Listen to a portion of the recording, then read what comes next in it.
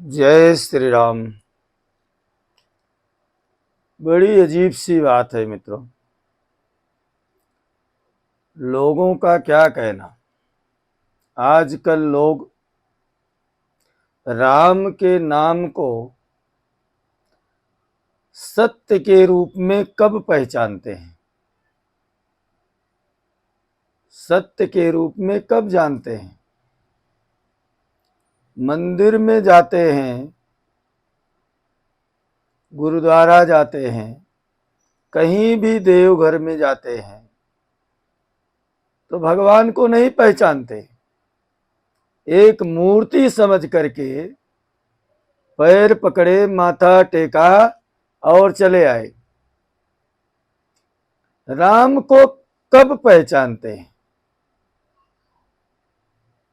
जबकि हमारे ग्रंथों में लिखा हुआ है, श्रीमद् भागवत में लिखा हुआ है कि राम जी के जीवन में स्वयं के द्वारा किए हुए जो कार्य हैं, राम जी ने बचपन से लेकर के और जब तक इस संसार में थे उनके द्वारा किए गए कार्य को हर इंसान को अपने अंदर धारण करना चाहिए। कहने का मतलब, राम के द्वारा जो जो काम किया गया है वह सारा काम मानव जीवन को शिक्षा देने के लिए किया गया है। इसलिए हमारा ग्रंथ गीता, भागवत, पुराण सभी कहते हैं कि राम के द्वारा किए गए जो कार्य हैं, अगर वह कार्य मनुष्य अपने जीवनी में अपने लिए अपनाता है, धारण करता है, तो उसका जीवन आनंद से, बिना कष्ट के पार हो जाता है। रही बात दुख सुख की, तो स्वयं नारायण जब इस धरातल पर आए और उन्होंने आकर के लोगों को बताया कि इस धरती पर जो भी आता है, जो भी जन्म लेता है, उसको अपने कार्य को करना ही पड़ेगा। अगर जीवन भगवान ने दिया है तो संघर्ष करना ही पड़ेगा। दाल रोटी के चक्कर में उसे काम करना पड़ेगा, लेकिन गलत तरीके से धन को अर्जित नहीं करना है। अपना नाम भी बना रहे और अपना घर परिवार भी चले। राम के किए हुए हर एक कार्य में हमको यह शिक्षा मिलती है।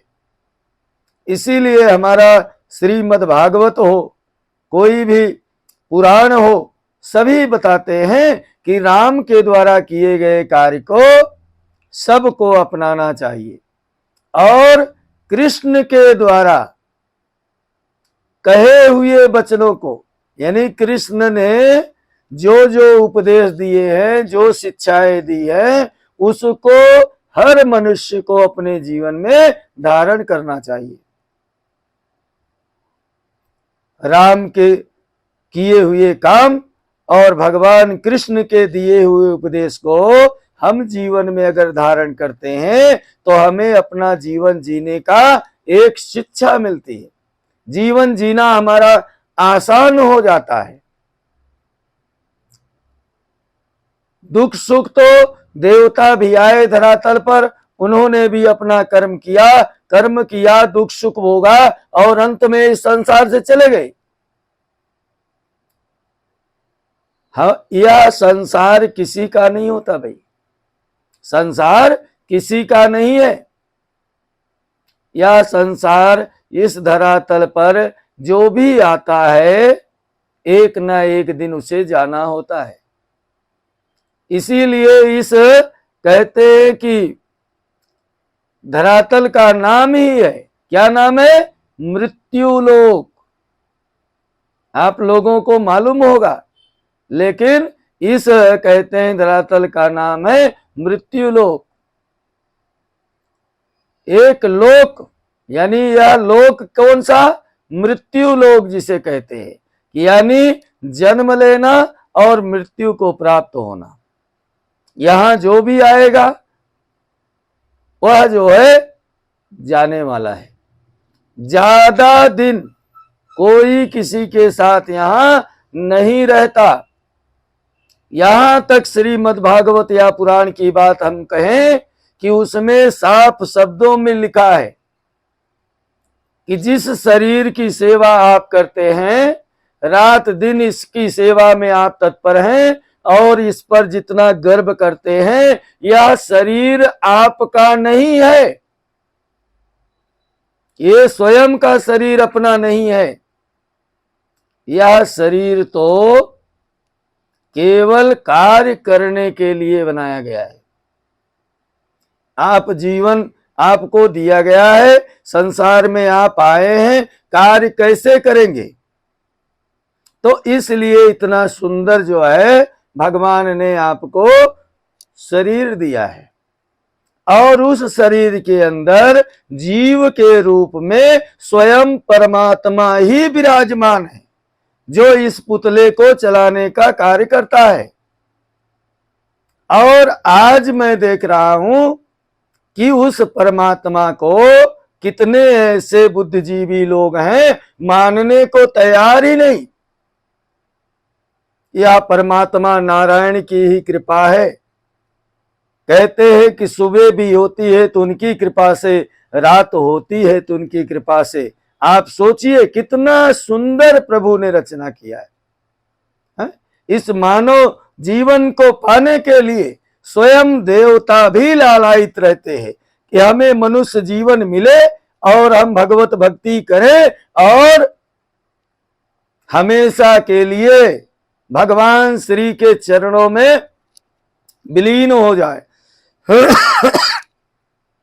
फिर दोबारा इस जन्म और मरण के चक्कर में हमें ना फंसना पड़े। भाई देवता स्वयं सोचते हैं और हम इस शरीर को पा करके, इतना सुंदर शरीर पा करके और अच्छा घर पा करके, माँ बाप भाई बहन सारा संबंध रिश्ता सब कुछ पा करके, फिर भी हम अपने जीवन के कल्याण हेतु कुछ भी कार्य नहीं कर रहे हैं। हम परमात्मा को, नारायण को, चाहे मंदिर जाएं या हमारे घर में जो देवता रखे हैं वो हैं, हम उन सबको जब तक मूर्ति के रूप में देखेंगे तब तक इस मानव का कल्याण नहीं हो सकता। अगर आप अपना कल्याण चाहते हैं, अपना हित चाहते हैं, तो उस मूर्ति के अंदर में, मूर्ति के रूप में स्वयं अपने प्रभु का दर्शन करिए। साक्षात परमात्मा विराजमान है उसके अंदर, ऐसा देखिए, तब इस जीवन का उद्धार आप कर पाएंगे। अपने विचार को बदलिए।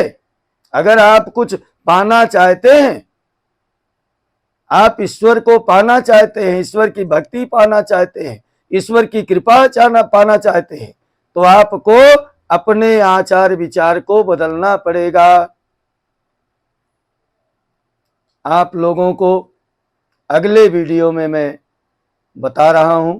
आप लोग वीडियो को देखिए, सब्सक्राइब करिए, लाइक करिए और कमेंट में बताइए। आपको अच्छा लगा हो तो अपना जो है आशीर्वाद और प्यार भी दीजिए।